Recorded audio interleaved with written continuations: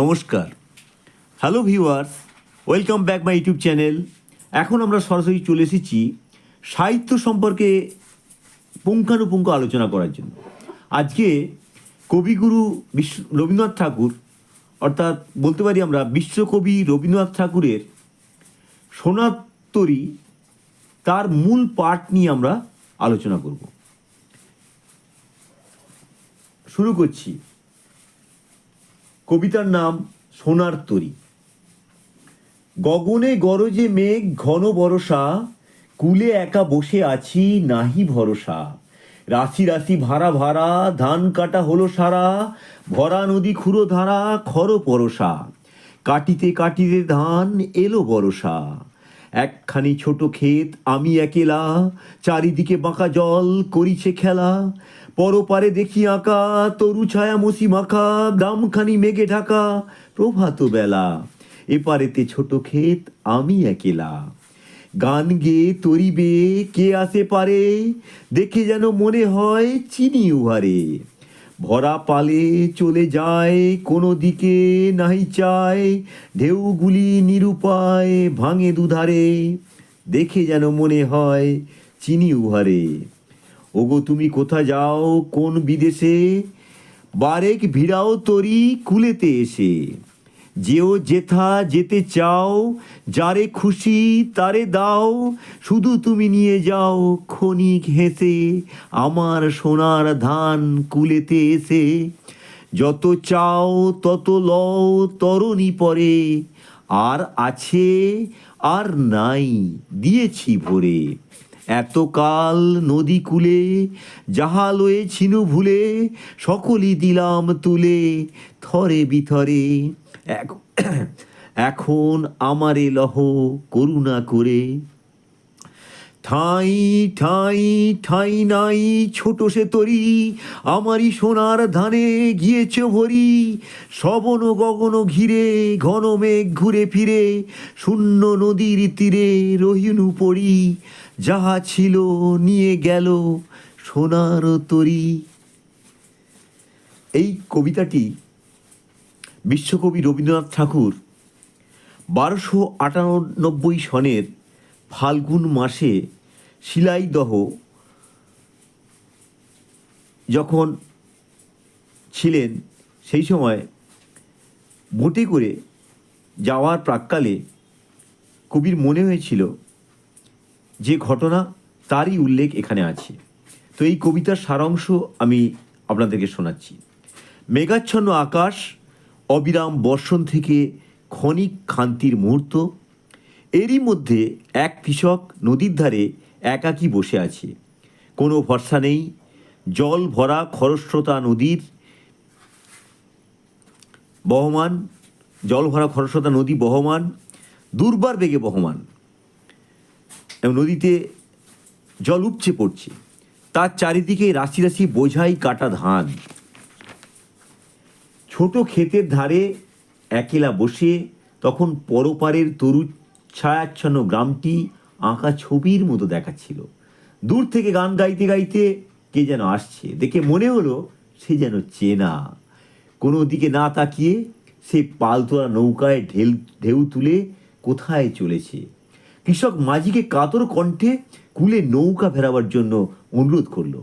তার কেটে রাখা সোনার ধান তুলে নিয়ে তারপর সে যেখানে ইচ্ছা যাক, এটাই তার একান্ত ইচ্ছা। অনুরোধ মতো নৌকায় সমস্ত তুলে দিয়ে তাকে করুণা করে নিয়ে যাওয়ার কথা বলায় উত্তরে ঠাঁই নেই বলে সোনার ফসল নিয়ে গেলেও কৃষক প্রবাহমান নদীর তীরে নিঃসঙ্গ ও অচল হয়ে বসে রইল। সোনার তরী কাব্যগ্রন্থের নাম কবিতা।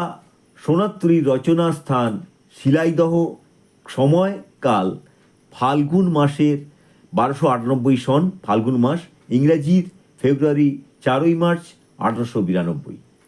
কবিতাটির নামকরণ সবিশেষ তাৎপর্যপূর্ণ। সোনার তরী মানে সোনায় তৈরি তৈরি। তাহলে সোনার তরী মানে কি না, সোনায় তৈরি তৈরি, অর্থাৎ এটি ব্যঞ্জন গর্ব। জীবনের সাধনায় যে স্বর্ণ সম্ভার তাই তো ফসল। সেই ফসল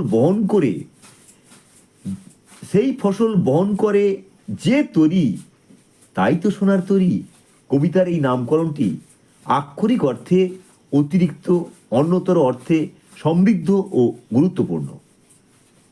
সংসার তরণীতে কবি তার সৃষ্টির সমস্ত সম্পদ তুলে দিলেও সংসার কবিকে গ্রহণ করল না। মহাকাল রূপী সংসার তরণীতে কবি তার সৃষ্টির সমস্ত সম্পদ তুলে দিলেও সংসার কবিকে গ্রহণ করল না।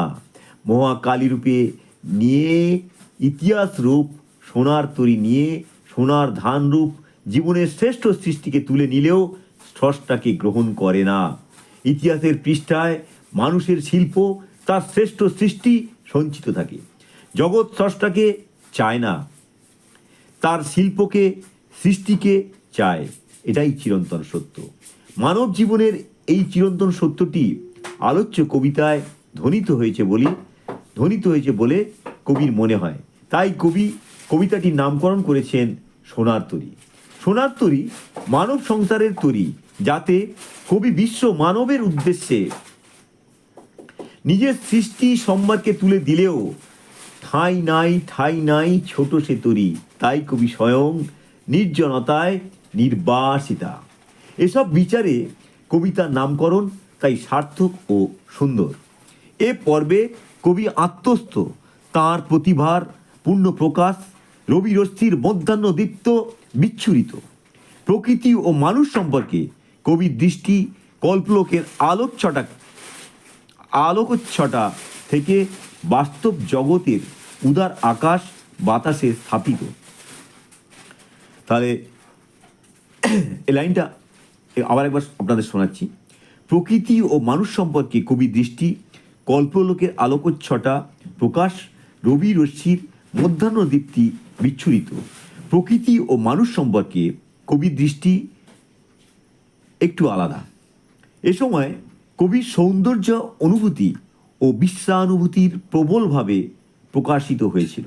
কবি কল্পনায়, কবিত্বে, প্রকাশভঙ্গিমার চমৎকারিত্বে, ভাষার ঐশ্বর্যে ও ছন্দের বৈচিত্র্যে কবিতাগুলির দীপ্যমান। সোনার তরী তার ব্যতিক্রম নয়। এখানে যুক্ত হয়েছে একটি তত্ত্ব, যার ব্যাখ্যা নানা কবিতায় রূপে ভিন্ন স্বরূপে এক।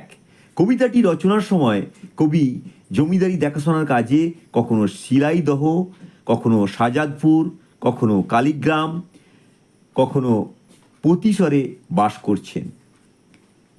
বিভিন্ন সময় বিভিন্ন স্থানে বাস করেছেন।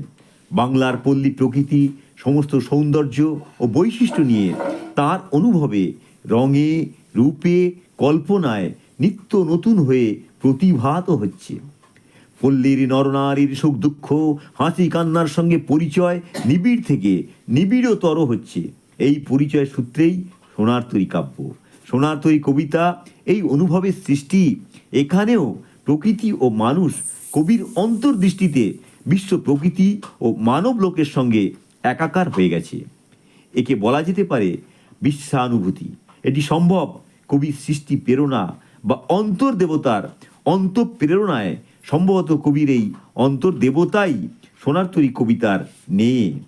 অন্তর্দেবতা কোনো অলৌকিক শক্তিধর নন, কবির প্রকাশ প্রেরণা, যিনি কবির মনের মধ্যে বসে সমগ্র জগৎকে, সমগ্র বিশ্বকে সাহিত্যে রূপদান করেছেন।